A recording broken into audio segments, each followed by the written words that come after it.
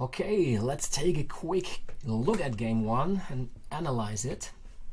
So we have a normal opening where both players just, take their part of the center.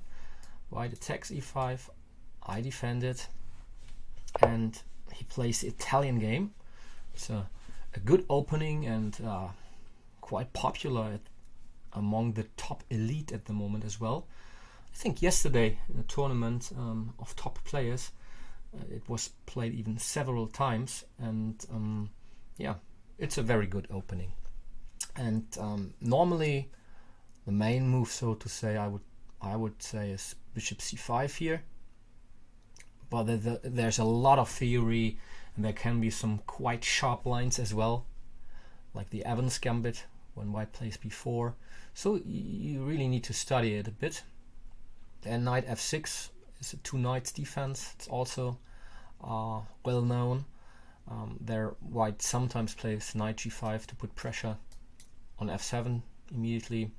Well, I thought I wanted to play solid and move bishop e7, although normally White gets a slight advantage in these lines, and you can also see this when you look at the computer evaluation.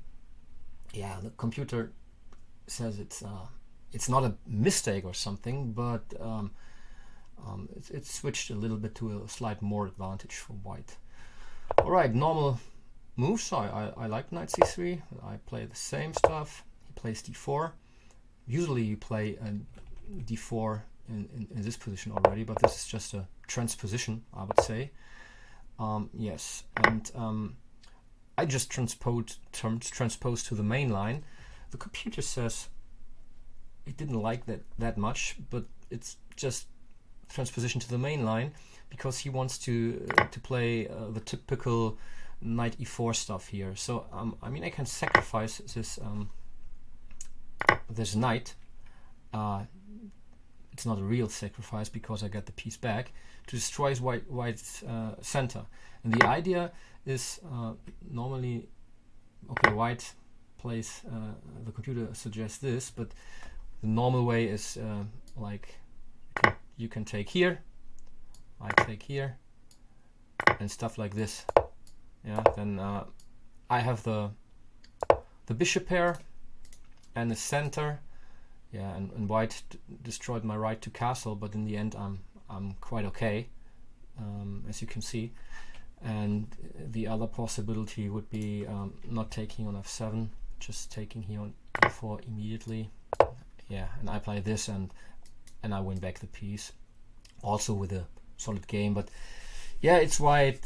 It's concrete, and I didn't want to do it. So I'm a little bit surprised that the computer says it's questionable. It's not a real mistake because then it would be just a question mark.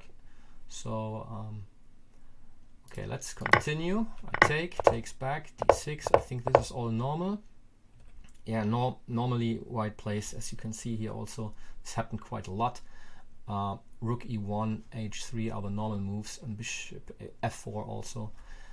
Bishop g5, yeah, it's and you can see again that the computer suggests